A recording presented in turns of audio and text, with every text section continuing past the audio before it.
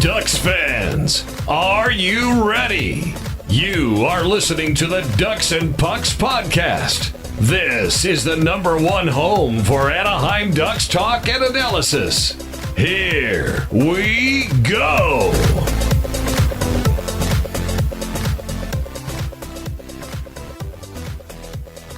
Welcome to the show. This is your host, Mike Walters, along with my co-host, Eddie Richard, and we have a great show for you. A lot going on in Ducksland since our last show. Before it was just Lane Lambert and Dallas Eakins in the mix for the coaching position. Now there's a whole bunch of names in there, and some names got taken away too, so we're going to go into all of that. We're going to talk about the draft too a little bit, but we're going to start off with the big news, of course. Corey Perry, Pierre LeBrun from TSN talked about the whole idea of him being moved, whether it's a trade or a buyout. We'll go into all the particulars and whatnot with that first. We'll talk about the coaches, and then we'll talk about the draft. So with the Perry situation, Eddie, what was your initial reaction when the news came out? At first, I couldn't believe it. I was just sitting there. The whole insider trading popped up my phone. I usually listen to it to see what's going on around the league, and I just saw Perry's name. And once I listened to it, I was like, oh, man, I think I texted you right away first and told you I was jumping on it to start writing about it. And I think I was a little more calm, too, because I was, having my Saturday afternoon drinks. So I was a little more content with that. But it was just big, surprising news. And then social media just blew up with that. Everyone just started flipping out and speculation. And you have, people saying it's not right, people happy, people not unsure. It was just nuts. But at first, I wasn't expecting it at all. I knew Perry had his issues, but come next season, I thought he was going to, be for sure back on the Ducks. And I just didn't see him, opting to be traded or are they even considering it, especially what we've seen in the past with the Ducks are just content with just being kind of like mediocre and keeping the same lineups and everything and not really changing or having that big of a splash, especially in the offseason. So that part of it came like a big surprise to me. Yeah, I agree with you. I mean, for me, I had mixed feelings about this whole thing. Corey Perry's been a Duck 14 seasons. He was on the Ducks when they were the Mighty Ducks. If you really go back in time, obviously winning the Stanley Cup, the things he's done in the Olympics as well. So an emotional standpoint, I hate to see it. It's upsetting from a play, like a business or the team standpoint. I guess I could see it a little bit more. It's interesting. You mentioned people's reactions. We had some poll questions up there. We had one on Facebook, and it's about 2-1 that people think that he's going to be gone next season from the Ducks. And then on Twitter, you did a funny one where you put both those options, but you also put one with the little funny emojis and the hands up. And that one was a little bit more spread out, kind of half the people thinking that he wouldn't be gone. But it's tough, man. You gotta, I don't know. Perry's just always been a Duck. I guess that's the part that makes this whole thing difficult. And there's just so much to talk about on this. I guess some of the things we kind of start off with like how we got here, Eddie. And I guess a lot of it is people complaining about his play, as far as scoring goals and whatnot. I know, of course, he had his knee surgery, but people talk about the downward production in the regular season. And if you look at the last 3 years, obviously he went down 2016 and 17. He had 19 goals. 2017-18, he had 17. And then last year he had 6. But, of course, he only played in 31 games. But if you look at the seasons before that where he was getting 30, 40 goals, everybody's, upset that he hasn't done as well. And then, of course, they point to the postseason as well, where he did have some good years, especially in the run when the Ducks came up short one game, against Chicago. So it looks that, it's the goal production. And then I've seen other people say that, hey, he's lazy. He's not playing defense as much. Also that he's not being as nasty. We still see him do some of his shenanigans here and there, but not as much as possible. So what do you think about those kind of opinions that have been floating out there about Perry, and kind of that's what's led up to, well, maybe that's why they want to move him now? Well, it gets frustrating to watch Perry, and I don't know if he's dealing with his injuries back in the past or he just was frustrated with the team. But when I don't see a player skating 110% or just if he loses the puck, he just quickly stopping and trying to get back into play to get the puck back, or when a line change, he just kind of just seemed like he just mediocrely skating. And that's what I didn't like about Perry at all. It just seemed like he didn't really hustle as much, especially when the team was down. It just seemed like his motivation was just, ripped apart. And I understand that, like, as a professional athlete, it's hard to keep motivated when you're down like that. But when you have, that expect to see a leader on the team, you get to lead by example. And you'd be going out there trying to skate and hustle, 110% and to show the other guys why you have that letter on your chest. I mean, I get that aspect of it where it's like, I can see people saying he's lazy. And I do understand and appreciate everything he's done for the Ducks in the last, like I said, 14 years he's been there. He was, the original Mighty Duck, or not original, but he's like our Mighty Duck. So it's just, with that, I think it's just all business too, though. I mean, just like any other business is ran, if you're not performing to the best of your ability, then why keep you?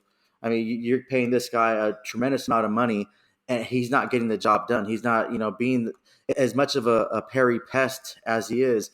And if someone gets in his face and pokes the pear, like you jokingly said that a few years ago, Mike, he's not really responding to that. It seems like, I don't know if it's frustration. I don't know if the injury, I don't know what's going on with him. And he's just not being that same Perry. I'm not saying I want him to go over there and just start fighting and being, just like a bottom grinder player. No, he's getting paid way too much money for that. But a lot more is expected out of him. And any job that you work, if you're not, if you're not performing at your job, you can be replaced. Anyone can be replaced. It doesn't matter who you are.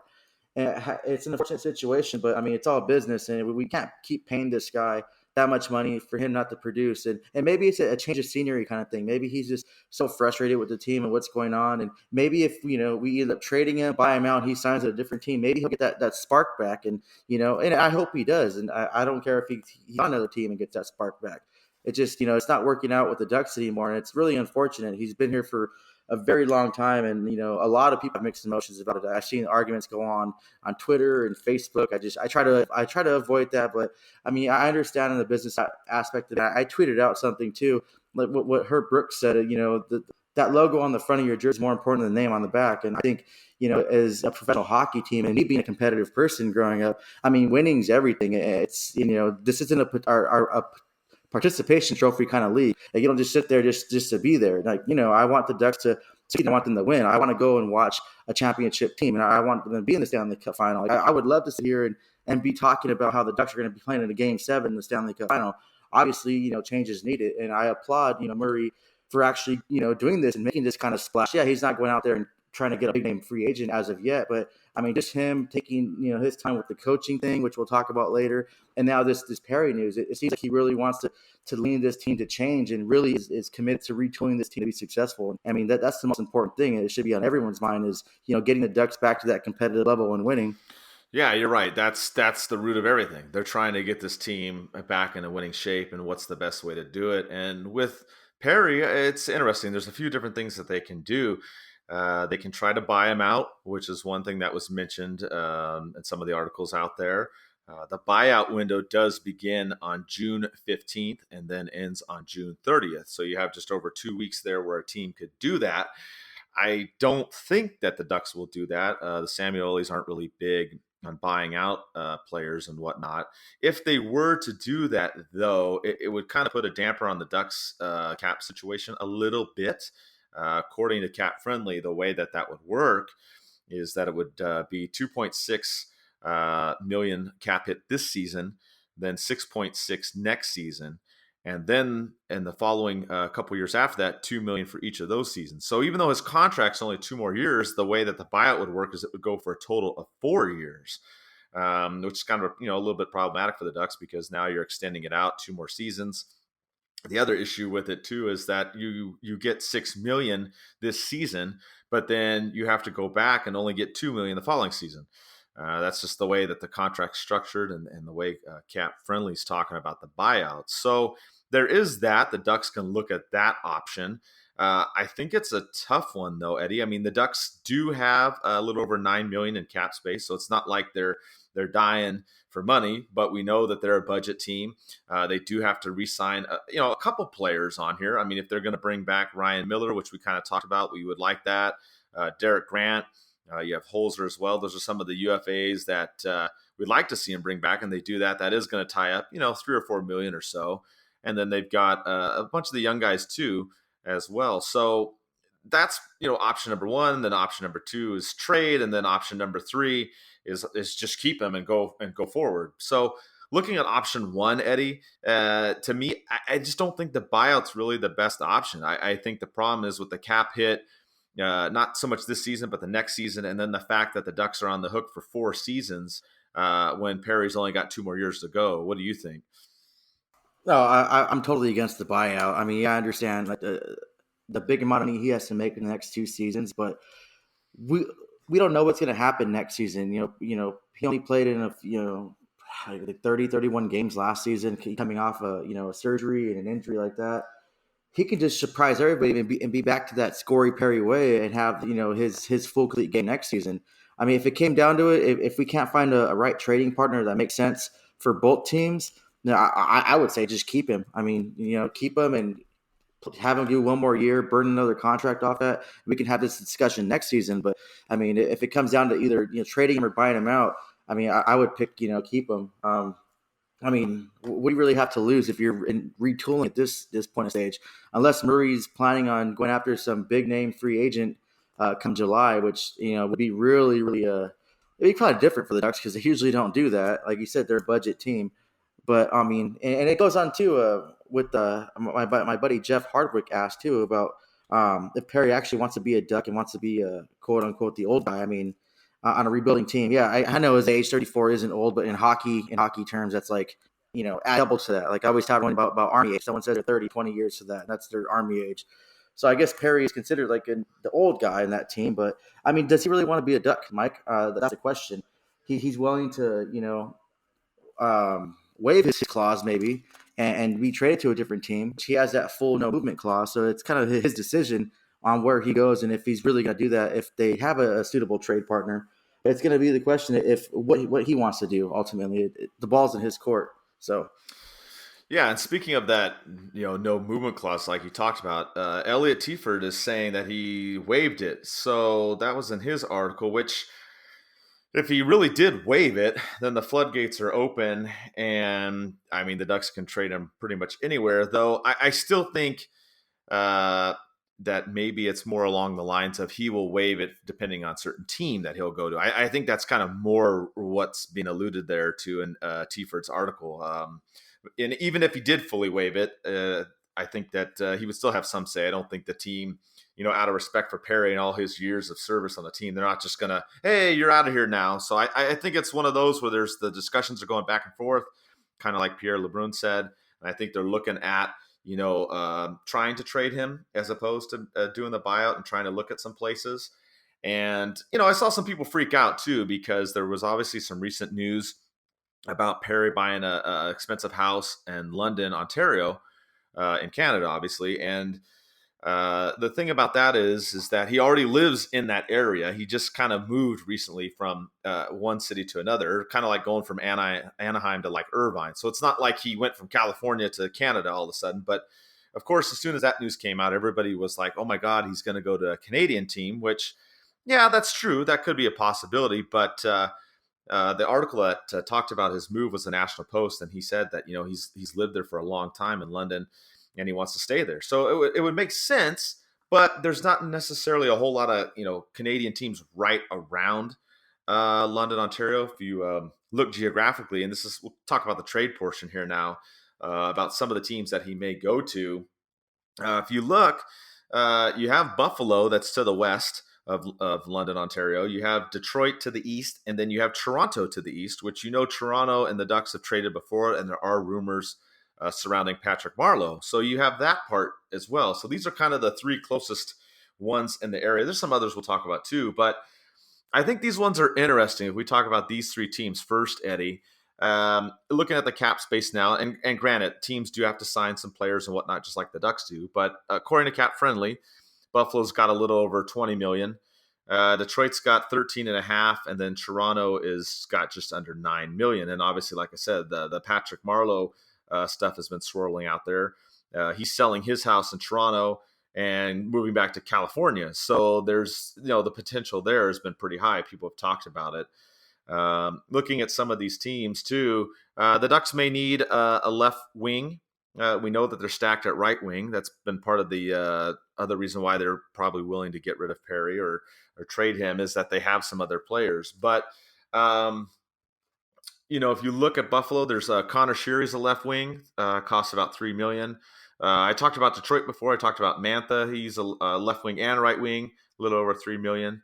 If you look at right shooting defenseman, there's also Mike Green on Detroit, a little bit more costly, over $5 million, and he's got a modified no trade clause. So there's some things I'm throwing out there with those three teams. If Perry really wants to stay close to home, and those are the three closest, I'm throwing those out there.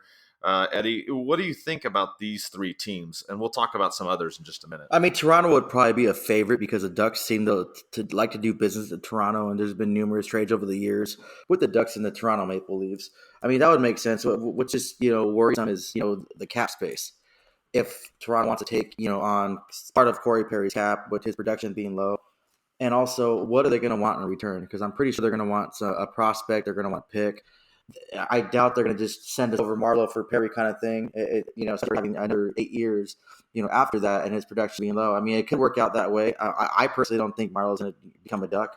When that rumor came out, I put it out on Twitter as well that relax, people. He's not going to be he's not going to be a Ducks player. I don't think it's going to happen.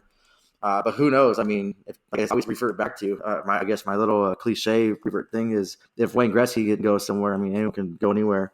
I mean, that people hype favorite. Buffalo would be interesting. They have the stuff to work with, and we traded that big trade with Montour, so maybe something with the relationship as far as the GMs, they could possibly brew something up. But like I said, with Perry's contract, we're going to have to send something their way that we're probably not going to want to send just to get out of the contract. As far as Detroit, I'm probably going to say a hard no on Detroit. Their GM already said that building a team starts with youth and from the draft and not from free agency or trade. So I don't think where Detroit's at right now, they're going to want to bring a player like Corey Perry on their roster. And I really don't think that Mike Green would want to be, traded out of Detroit. He seems to like it there a lot. So I don't think that would work. And I really can't see Mike Green kind of a player fitting with the Ducks organization at all. Like, he's a great player, don't get me wrong, despite his injury problems, but I just don't think he would, want to go there either. So, I mean, that's pretty much it. I mean, if anything, maybe Toronto, but they have some cap issues too, and they're probably going to want something back or us to take one of their contracts back. And, I mean, it wouldn't be a good mix, in my opinion. Well, yeah, and there's that issue too, is if Perry is traded to another team, the issue is that the Ducks can retain 50% of the salary. That's the most that the CBA allows. So there's part of that too. They may have to throw in something, hey, if you want this guy – and a pick or a prospect too. That's the other issue. There's going to have to be a few other moving parts, like you said. Like, it wouldn't be Perry for Marlowe straight up. There's no way that would happen. It would have to be some salary retention going on or some other added things in there. And like you said, Toronto's only just under 9 above the cap, so that's a lot tighter for them. So probably least likely. And then I don't know, Marlowe going to a rival team, obviously, not Toronto, but he was on the Sharks before, as you all know. So there's that part of it too. And I'm with you on Detroit. I think Detroit's a tough one. Out of those three, probably Buffalo is the best out of those. And I think you and I are in agreement of that just because of the cap space. And that would work too for Anaheim because, I mean, you're trading away, just like Montour, you're trading someone to the Eastern Conference, so you wouldn't have to see Perry as much as well. So if that's even a factor for Murray, I don't know. But that sometimes with some GMs, that is a factor. You don't necessarily want to trade a guy to a team in your division. Or a team in your conference, right, Eddie? Oh, no, definitely not. Especially if he comes back and scores 3-4 points in a game on you, and he just totally has success. Hell no, I would hate that as a GM. It's like a kick in the ass right there. Now, as far as Buffalo though, it would probably depend on if Jack Eichel agrees on the trade too as well. Because I know, rumors over there, he has a lot of pull, and he likes to basically complain about coaches, and I think they fired a coach because he wasn't getting along or didn't like it. And so he seems like a little diva over there. So I think the trade would have to be approved by him before anything happens. But yeah, I doubt Murray. I'm not sure. I don't know Murray personally to know his mindset, but I doubt he wants to, trade Perry. Definitely not to a Pacific Division rival team, or trade him to any Western team at that to see him consistently and especially if he starts scoring points, it gets hot again. I think an Eastern team would probably benefit him more. And you know what? The way Corey Perry plays too, I think that would work best for him because the Eastern Conference lacks that physicality, and I guess more of that pesting besides Marchand from Buffalo or Boston. My bad, Buffalo. I don't know why I said Buffalo. But maybe there's like a trade in my mind that no one knows about. Who knows? So if he ever gets traded to Buffalo, remember this podcast. So you heard it first. But yeah, I mean, it makes sense to trade him in an Eastern team just to get him out of the Western Conference. You don't have to see him that much. I mean, it's going to be sad regardless. And, no matter what you feel about Perry and his production, yeah, I mean, it sucks. It's a bad situation, but we can't get emotionally tied and we can't keep those emotions up because this is hockey and business works this way. I know Getzlaf is probably his best friend, if not, slash brother. And he said in a text, quote, it's really hard. It is really tough day for us. I love that guy and have been through everything with him in one way or another. So I know the players too are kind of rattled, especially Getzlaf. And I remember when Perry was first not wanting to sign an extension, he was considering leaving the Ducks. And it was Getzlaf was the one that kind of convinced him to kind of stay and, they're buds and everything. So yeah, he had an influence on Perry, wanting to stay with the Ducks. So there's that aspect too. If I don't know, Mike, if you remember that a long time ago before Perry signed his extension, he was considering testing the free agency and seeing what else was out there, but he eventually ended up signing an extension with the Ducks. So maybe this was one of the reasons why Perry wanted to kind of, give that flexibility to Bob Murray about trading him possibly. Yeah, you're right. I mean, Getzlaf was big on Perry staying and them playing together. That's goes without saying, and that's another factor in this too. Is I wonder how much Getzlaf talks to Murray about this whole situation as well. You got to think he has input on him too. So it's tough. It is just as Getzlaf talked about. So I think looking at these teams, these three in the that are by London, Ontario, those would be like the first three. But there's some more that are close by too. If you look geographically, just south of London, you've got Minnesota, Columbus, and Pittsburgh. Minnesota has been in the talks with the Ducks before. Zucker's name came up in some other trade rumors, and they said that the Ducks were involved.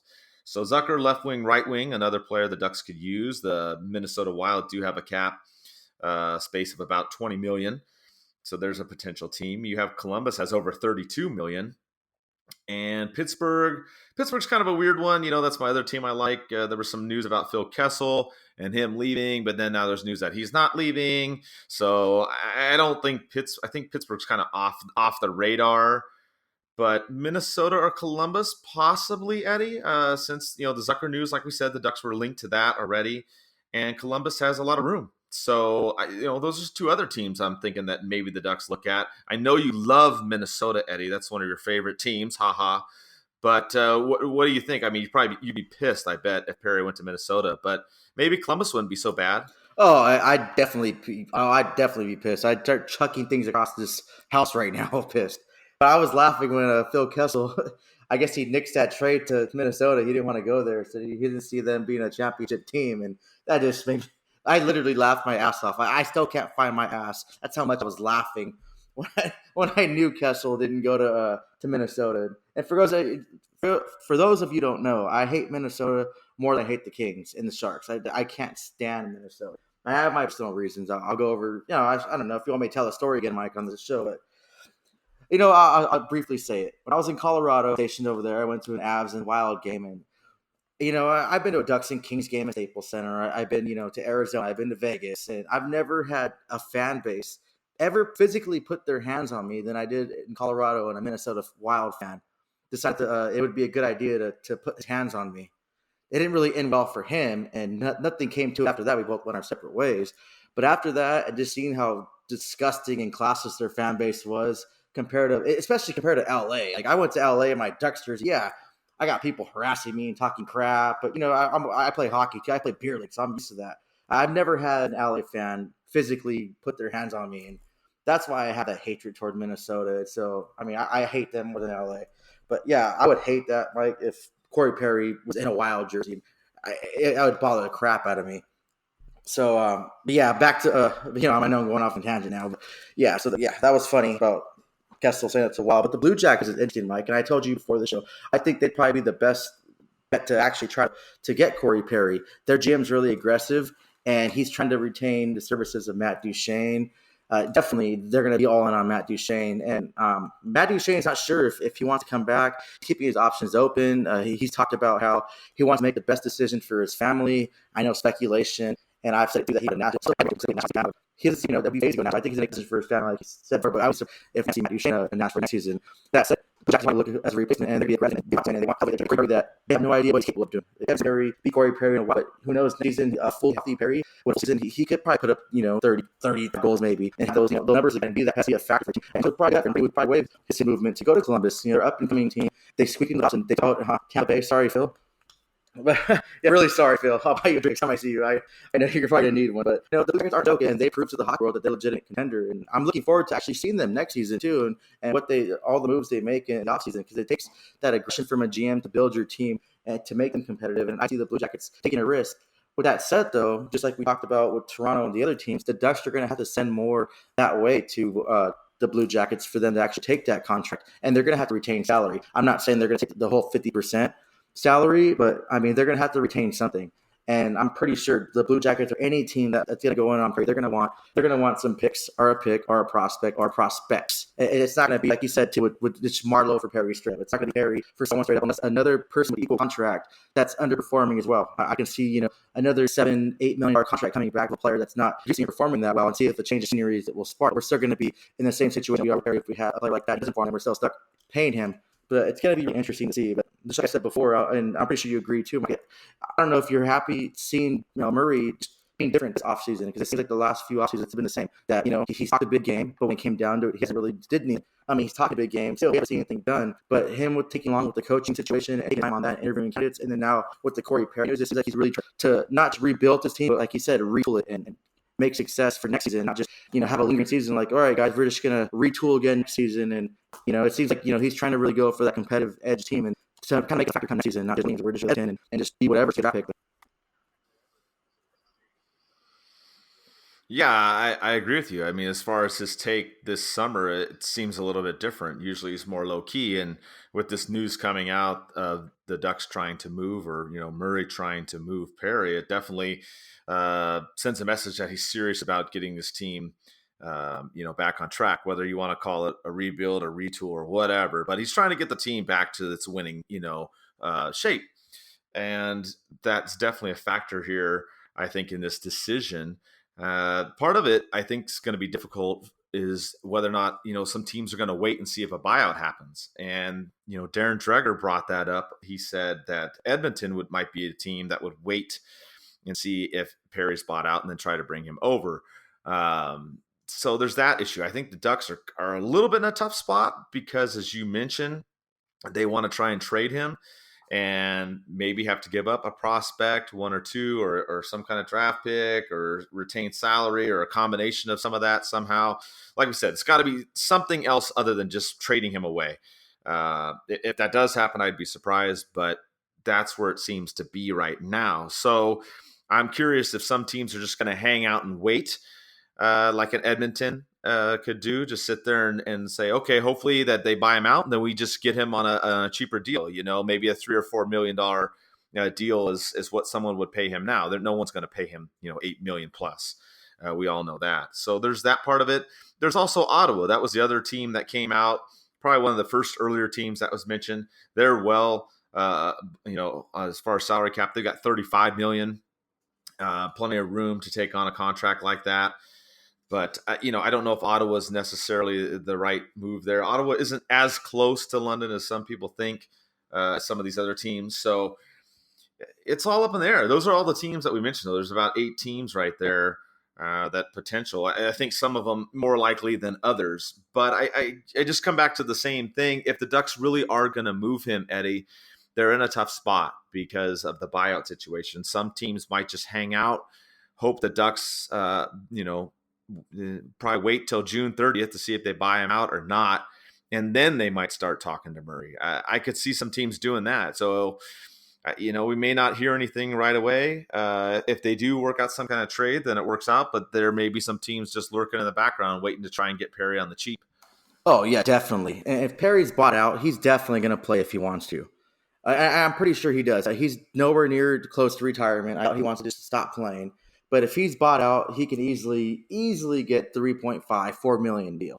I mean, if he signs with Edmonton Oilers, maybe they'll give him a $7 million deal for like 10 years because they like to give weird contracts over there. Who knows? He'll definitely. Oh man, he played decent the first year. He just he went downhill from there, and I really despise him because I had him in fantasy, and I kept thinking, okay, maybe he's in a spark up. He's playing McDavid again. He's in a spark up. Nope, he wasted my fantasy week, and I probably lost because of him. But I don't know. But yeah, well, let's get back on Perry. Perry will definitely play. It's going to be interesting to see what happens though, and what team's going to go on him. And I don't know if these future consideration things come into play, and maybe a team that we took a contract in the past and a consideration that it can eat up like $1 million or $2 million for us and save us that. Another thing too, I just lost my train of thought. That's weird.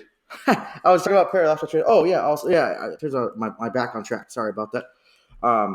There could be other teams too with a large amount of cap space too that will take on Perry, but want like a draft pick or something, to help build their team. I know Vegas did that when they first came in. They were taking bad contracts for draft picks. Maybe a team could just take on, like a team like Ottawa. You said they have a huge cap space. Take on a player like Perry. I mean, yeah, definitely we're gonna have to send them picks and prospects position and take them full on. Or if they send us one of their players with a bad contract, maybe we'll just they can not take on so much. We don't know. It's going to be interesting. A trade's going to be really difficult. It's not going to be an easy thing where you guys play NHL 19. You just hit 2 players, and you match the little trade chemistry thing on the bottom, and boom, it's done. It's gonna take some effort, some time, lots of patience because this is a big contract, and it's a former a 4-time All-Star, a best goal scorer, Art Ross, I believe. He was a superstar player. A player of his caliber being traded because of performance, it's not going to be easy. But it's going to be interesting, and let's see. I hope it works out for number one, the Ducks. I hope whatever they do, it works out for them. Number one, and number two, I hope it works out for Perry, and I hope wherever he goes that he has success. And if he stays with the Ducks, it happens to work out where a trade's not making sense, and definitely not a buyout. It's not going to make sense. And he stays with the Ducks, and he returns to form or just 70% of that form and is a factor next season for the Ducks. I would love to see him stay on the Ducks too, especially, the emotional side of me wants him to stay on the Ducks if he's going to benefit the Ducks. But I mean, I'd rather have, like I said before, I'd rather have him stay on the Ducks than them buy him out and be responsible for that, that money for the next 4 years. Yeah, I agree with you. The buyout to me is the least option I want. I'd rather they try to trade him if that's what's going to happen, and try to work out some kind of deal and get more cap space. Like we said, the Ducks have about $9 million right now.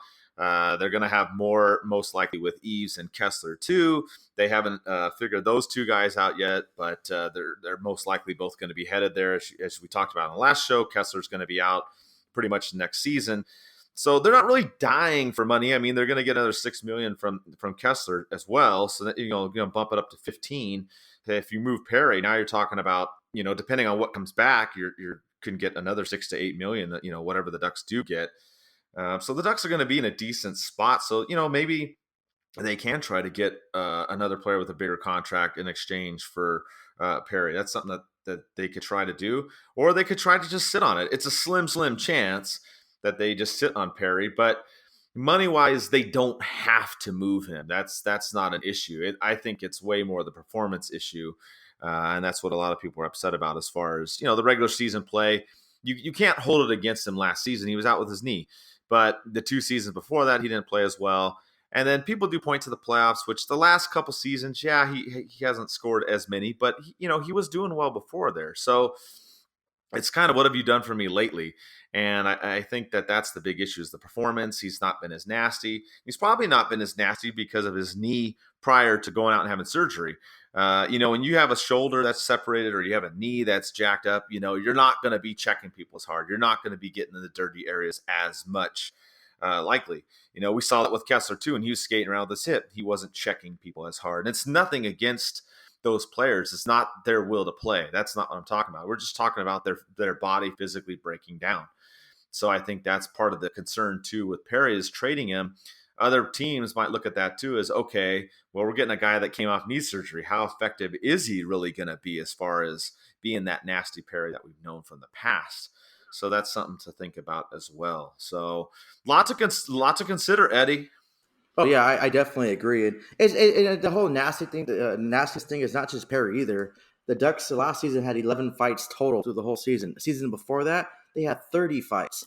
So I mean, it's not just Perry being less nasty; it's a team in general. But I completely understand coming off an injury and a surgery, just to alter your game a little bit because you have that in the back of your mind. You don't want to get hurt again. I just played beer league. I remember I got my first like major injury besides, breaking my hand a long time ago. But when I first came back and moved back to California, I was playing and I blocked a shot. I jumped up to block a shot and it threw me off balance. I fell right on my knee and I was done. I couldn't play hockey for about 4 to 5 months. And I remember Teemu Slani making fun of me, calling me an idiot and how stupid I was because I wasn't a goalie blocking shots. And that conversation with Teemu at his restaurant, that was an experience. But when I came back and started playing again, I didn't play my usual, self. I wasn't skating as hard. I wasn't going to the boards and battling for the puck, and I definitely wasn't going near a puck when it was shot. I had that. I was scared a little bit. I didn't want to get hurt again and not play. That's the worst thing you can do. So I can understand that, especially a professional athlete and how they play in the NHL because that's a competitive league and they're not just playing for beer mugs and having beers with the boys in the parking lot. I mean, it means a lot more to them. So I understand that. It's as a fan, it got frustrating to see how players that were used to going out there and throwing their body around or getting those dirty areas are making people pay hell in front of the net, especially when Perry's sitting in front of the goalie and someone tries to hit him. And if you hit him the wrong way, he turns around and whacks you back even harder as a forward. I mean, that was fun to see, but I can understand where they're coming back from these injuries and playing a little bit a timid role and not wanting to do that. So that makes me think, too, if Perry comes back, a fully healthy Perry, and doesn't end up getting traded, he comes back, he has that in the back of his mind that the Ducks are, exploring their options in a trade and might buy him out. Maybe that might motivate him to become that Perry that we all know and put up those points for us. And maybe we can, talk about a show saying, hey, we're wrong about Perry. And that was crazy how last season or in the offseason, Perry almost got traded. Look he's putting X amount of points up. Oh, look at this. Oh, he's banging the bodies up. Oh, look at that. He just knocked out Qatar and Dustin Brown at the same time. That's hopefully, and he slapped Quick too. But I doubt that. I think him and Quick are pretty good friends off the ice. But I mean, that'd be fun to see it. Like I always say, the Ducks come first, and that logo comes first, and the standings come first. And I would love to see the Ducks get in a competitive spot again and watch them in the playoffs. I had the Avalanche to fall back on, so I wasn't that upset. This playoffs, it still bothered me. And talking to my friends, and my 2 friends I live with, they're awesome. They force me to watch basketball because they watch hockey with me. And it's a good trade-off, I guess. But, they said it too. Yeah, I mean, like you talked about, as far as getting hurt and whatnot, and if you can come back, that's definitely going to be a factor into this whole thing. So we'll kind of switch gears now. I mean, that's where we're at with the Perry news. Some coaching news that came up too since our last show. A few different things have happened. We talked about whether it was going to be Lane Lambert or Dallas Eakins. As you all know, the Gulls got eliminated from the AHL playoffs, so that is done with. Eakins kind of seems to be the front runner now. A lot of stuff happened recently. We had 2 assistant coaches from Dallas come into the mix, Rick Bowness and Todd Nelson, which now Eric Stevens is saying Todd Nelson is out. He's also saying Lane Lambert is out as well, which I know Eddie's not happy about that one because Eddie was really leaning towards him. I was really split before between Eakins and Lambert. That was a tough one. But there's also Scott Sandelin, which he just signed an extension with Minnesota Duluth.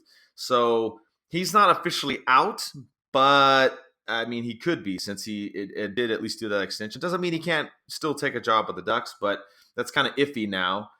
Another name that came up by Elliot Friedman was the Manitoba Moose coach Pascal Vincent, which we haven't really heard much about him since the last show. So I don't really know what's going on with him either. He might be out of it. Sounds like it might just be down to Eakins and Rick Bowness from Dallas.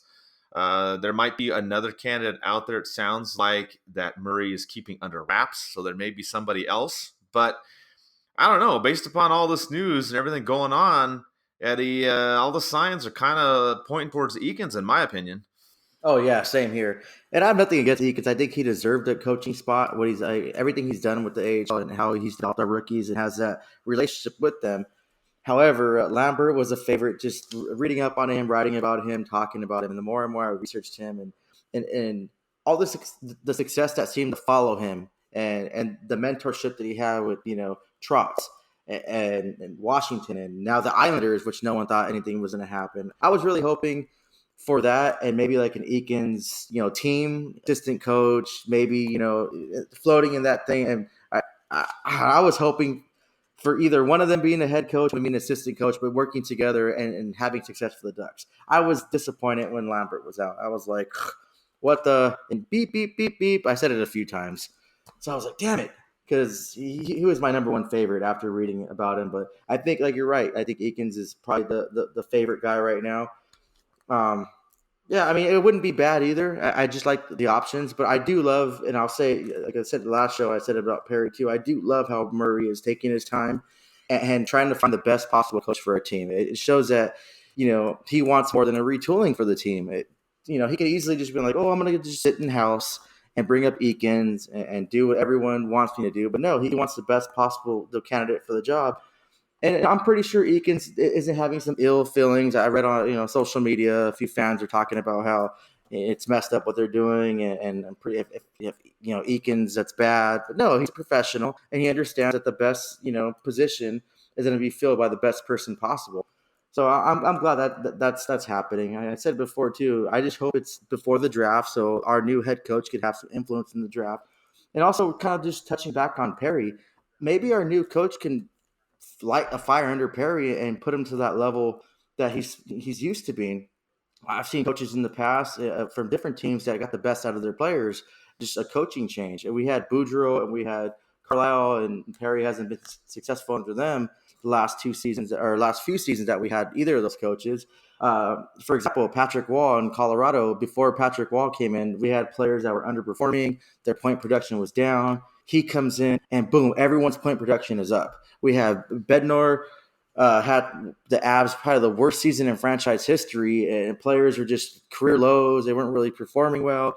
Another season under him, and you have players like Mikko Rantanen, Gabriel Landeskog, Soderberg that all went up in point production. So a coach can influence a player and get the best out of them. It just depends the change in scenery for the coach as well. So I think that comes into factor if Murray does keep Perry, what kind of coach he's going to want that's going to get the best out of his players. I think it goes back to your theme too, that you were talking about what's best for the team, what's best for the logo on the front of the jersey. And I think that's a huge part in this. So I'm glad Murray's going around and not just going, okay, Eakins, you're in. I rather him, like you said, do a search, talk to certain people, look at, different options. Don't just go with the one that you think that it's going to be. I think based upon what we got left, if Scott Sandelin is still in it, I do like him as an option if Eakins isn't picked, or maybe as an assistant with Eakins, or something in that kind of form. I don't know if he would take that though. Granted, like I said, he signed the extension, but he's led that team to some championships and whatnot recently, and he's had some success with the young guys. And I think that's a huge part of this puzzle with whoever Murray's going to pick for the coach. I mean, yeah, I hope it's before the draft too, as you said, but he's got to get the best out of the players. He's got to get the best out of the young players, which I think Eakins and Sandelin could both do that. Obviously, Eakins has more of the insight because he's been there and he's been helping along for a couple of years now with the goals. So he would be probably the better fit of the two. But the other part of it is, like you talked about with Perry, is getting the best out of the other players as well. It's not just the young guys. This team's got a mix of veterans and young players. So they've got to try to work it out and see if they can bring the best out of everybody. And that was part of the issue with Randy Carlisle. We can go back and forth and debate this, whether or not the team quit on him or not. But regardless if that's true or not, the team, wasn't giving it its all, in my opinion, for last season in front of Carlisle. There were players that could have done better, hence some of the trades that happened. We saw Cogs get traded. Not saying that he wasn't giving it his all, but, there were things like that done to shake it up. So whoever he picks, whether it's some of these players some of these coaches that are left on this list, or this mystery candidate, whoever this is, he's got to be somebody that's going to be able to get this team on track, relate to the young players, be able to mentor, the guys that have been around for a while as well. And I think that's going to be the best candidate. I still think it's Eakins, but I like Sandelin too. If they don't go with Eakins, or maybe they put them together, it's just kind of far-fetched. But if they were to bring one in as the coach and one as the assistant, I like that, just based upon what we have left here for now. That's my take on the coaching situation. But I do hope that they make a decision soon, Eddie. Definitely. And Mike, trust me, that's just not your opinion. I think everyone can see the players did quit. Some of the games you watch, and I'll revert back to this too, because I had to wake up that Saturday morning for that Flyers game that covered on DucksNPucks. I think I was bitching to you and complaining the whole morning. Like I was sick too. That was the reason why I was more upset, because Saturday's my only sleeping day and I was sick. So it would have been perfect if the Ducks would have won. Like, that's cool, but just watching that game and all those losing streaks, it did. It's not your opinion. They did quit. They just didn't seem to play well. It's frustrating. Sandelin would be a good coach too. He's used to coaching those I guess rookie players and younger players. He has coached 19 NHL players already that came up the pipeline and made it to the NHL. So I mean, he has the experience of coaching professional players, even though they weren't professionals under him. I mean, he still did something right and was a factor in their development as well. One name too that we can't leave out is Bonus. What's his name? Rick. Yeah. He's an old school mentality coach with over 2,000 games, but he's responsible for the development of the Stars defense. And they had some pretty good young defensemen, and a lot of their players said he uses a positive approach. And he didn't really capitalize on their mistakes and blame it on them, but he used their mistakes as a learning process. I was always told that if you never made a mistake, you weren't learning anything. And I think he has that approach. He seems like an old school mentality coach that is able to adapt to the new school style of play and to be successful for his play and be a player's coach, especially for the young guys. He might be a little intimidating, a little older coach, but he has the experience, and he's seen ups and downs and seen pretty much everything for 2,000 plus games. And especially in Dallas, they had nothing but good things to say to him from his players. So, I mean, I think his name is still in the mix too. But like you said, I agree with you. I think Eakins would probably be the front runner right now, especially with Lambert gone. Maybe, well, actually, I'm not going to say maybe next season. I really hope that we don't change coaches next season. I hope we're not in that, musical benches, whatever, with coaches. So, I mean, I just trust, I trust Murray, and it's hard to say because everything I haven't trusted him with, but I just trust him to find the best possible coach, especially how long it's taking. Yeah, it seems like he's taking his time. So the last part of this show that we're going to wrap up with is going to be the draft. We're going to talk a little bit about just the first couple rounds, really. We're not going to go into crazy detail. We were going to have a separate show, but there's so much going on. We figured we'll just throw it in this show too and make this one big monster show.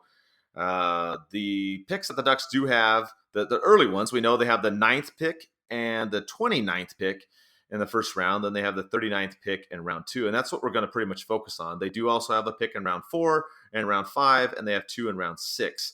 But we're just going to go over some names. Our intern, Julius Choi, he wrote an article, which I've been kind of holding off on putting out because I want to attach this podcast to it. So he's got some names we're going to go over.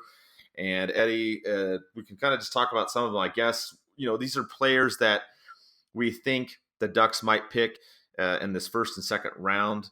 I'll go with, a couple names, I guess, and we'll just kind of alternate back and forth and talk about some of the guys. But one of the ones I saw was Kirby Dach. The Ducks took as 9th in some of the mock drafts. The last name is pronounced Doc, even though it's D-A-C-H. Trust me, I've been looking up all these names, making sure everything's correct. I don't want to get butchered again on social media for butchering somebody's name. But anyways, he's a 6'4" center, just under 200 pounds, good size, good playmaker, strong on his skates, and a good two-way game. It's one of the ones I've seen that's gone in the top 10, so maybe one for the Ducks.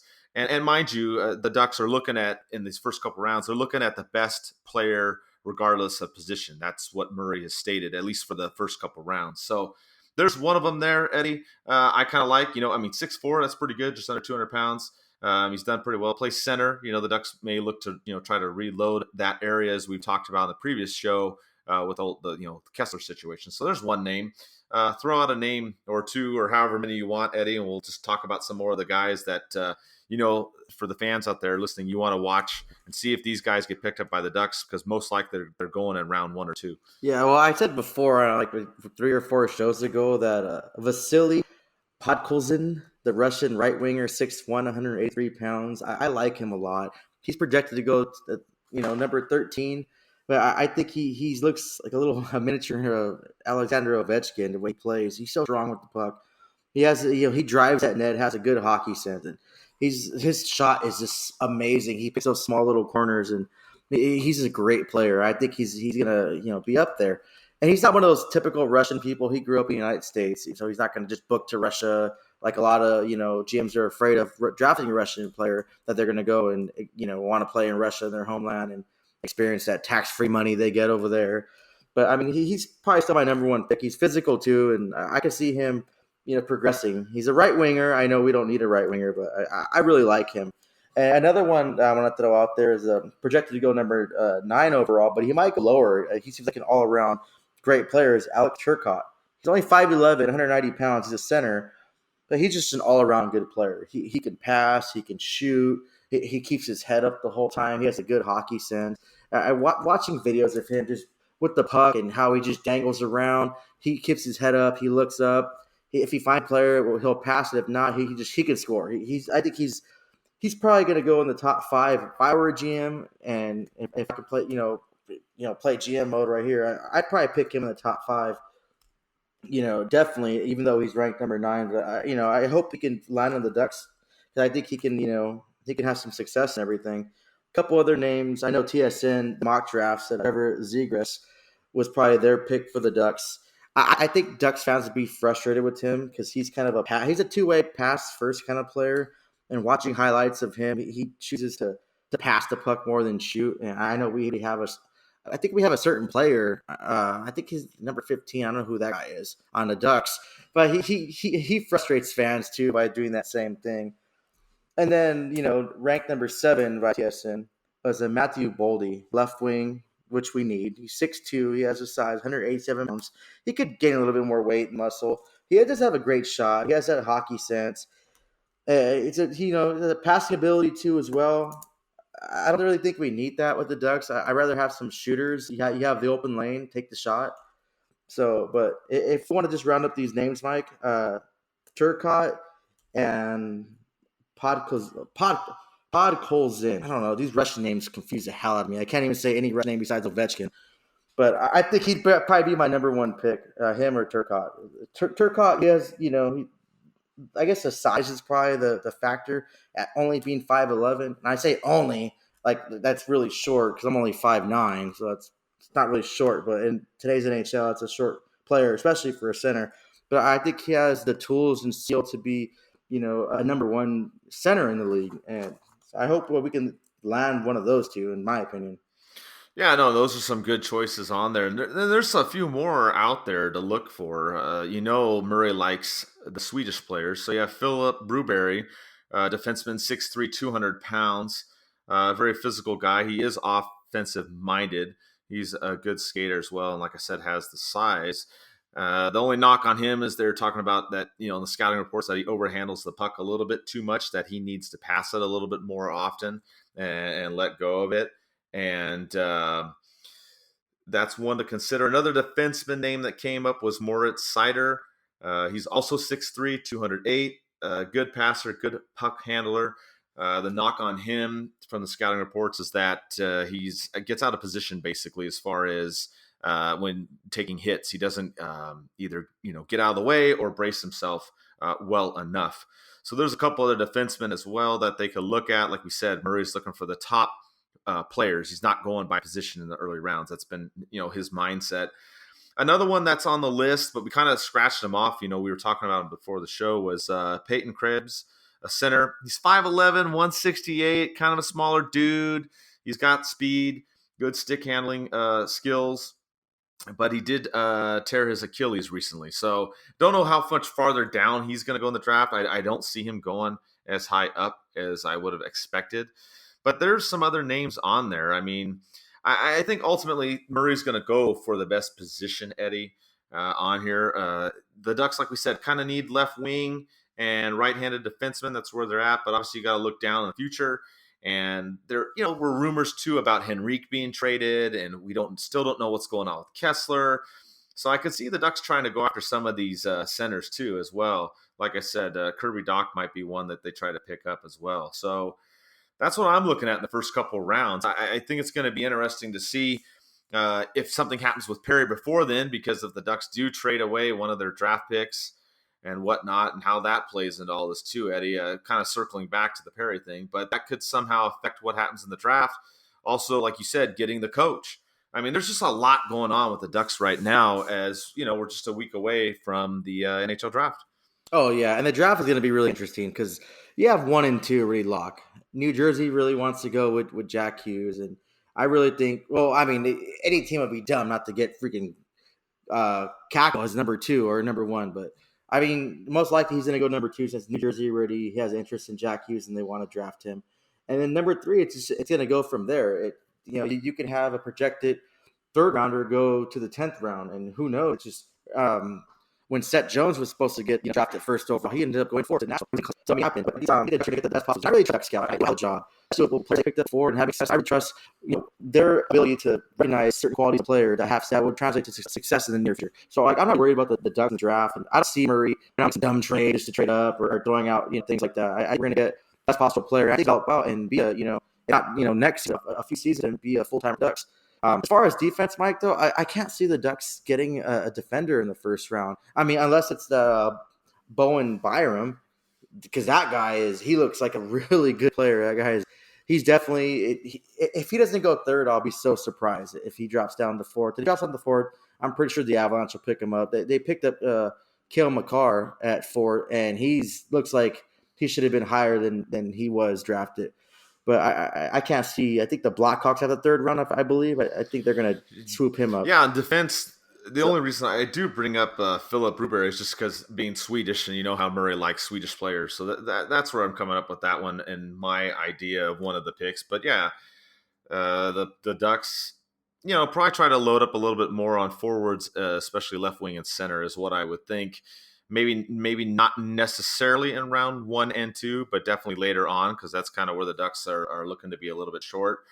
I think part of it is all going to play into the Perry situation too. I'm hoping that if they do trade Perry, that they don't trade away, the 9th or 29th pick. I don't see that happening. Maybe the 39th one would be involved somehow if a deal is made for Perry before the draft.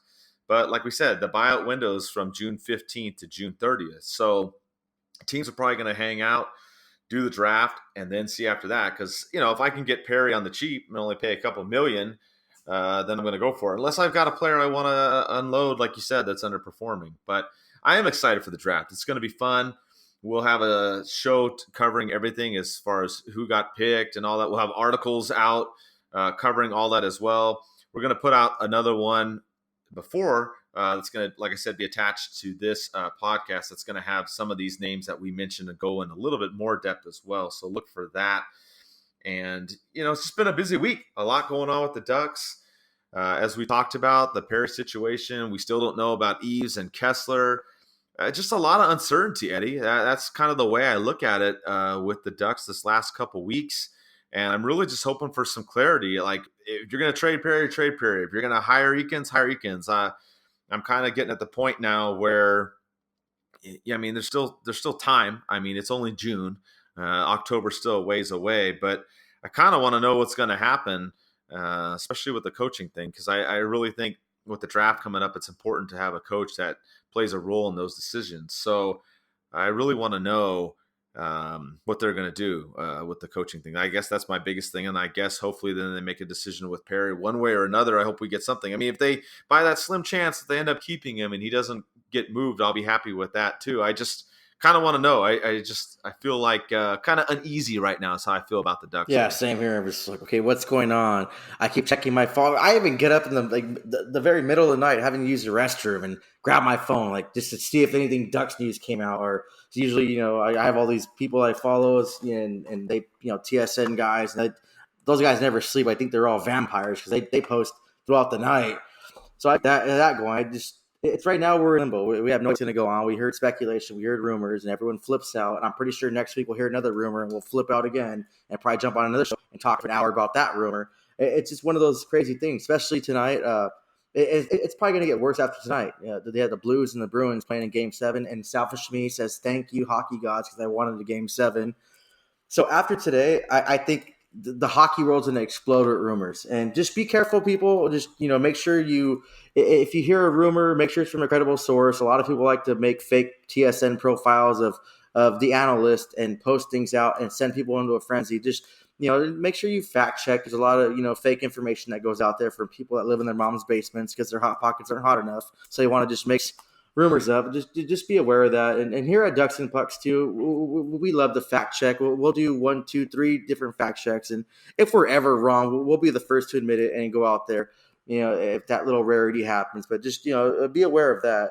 The NHL draft is on June 21st, Friday, and June 22nd, and you best believe we'll be here live, doing a live tweet and live, on social media to show you who we got, and gives you videos and give you articles and keep you up to date, and definitely do shows and stuff like that as well too. On Instagram, we launched a Q&A on our Instagram story, and it really hit. So I want to thank everyone that was involved in that and participated in that and threw your questions out, and we'll definitely start doing that more often, especially with all the engagement. And you guys fired a lot of great questions, and you made both of us think, and it was cool to see that fan interaction and engagement, especially in the offseason when the Ducks aren't even in the playoffs. You just had a lot of great questions. I think there was one dumb one that said, like, if the Ducks suck or something like that. I don't know where that came from, but I mean, you know what? I guess no question is a dumb question, I guess. Well, unless you're a Minnesota Wild fan. But yeah, so I want to thank you guys for that as well.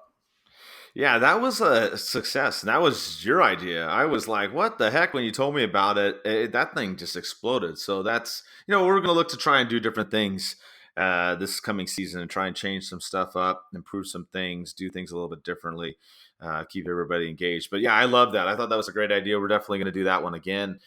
And, we're going to wrap up the show. I guess the last part, we did record this before Game 7 of the Stanley Cup Final. So if you're listening to this afterwards, then, obviously the winner's been announced. But who do you think is going to win Game 7, Eddie, as we wrap up the show? I think the Blues are going to take it. I think Binghamton's going to step up and play an amazing game. I think Ryan O'Reilly's going to continue to dominate, and he's Mr. Clutch player so far, and he's going to put those points up. I mean, honestly, though, I don't really care who wins. I just want a good game. We have Chara's story. Dude broke his jaw. He comes back and sits on the bench to support his team and then plays the next few games with a broken jaw. He's answering questions via written responses to reporters. That is an absolute warrior. And I'm only going for the Blues because he has the cup already, and they've been in that situation. And I think it'd be good for the Blues and their fans to win a cup. And I really like O'Reilly. But then, the other part of me is I love Chris Wagner. And I would love him to win a cup as well. But I'm going for the Blues to win the cup. But I'm not going to get mad if Boston wins. I just want a really, really great game. And then selfish me comes again. If we can get, 2 overtimes into it, I wouldn't be, mad about that either. Yeah, for me, I'm tired of Boston.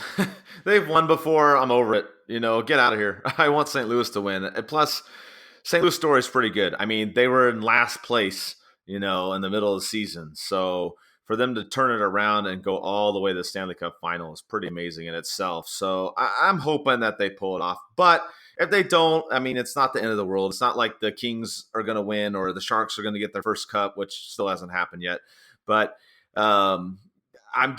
just hang out and see. I hope it's a good game, like you said. I hope no refs jack it up like some of these other games we've seen before. That really killed me.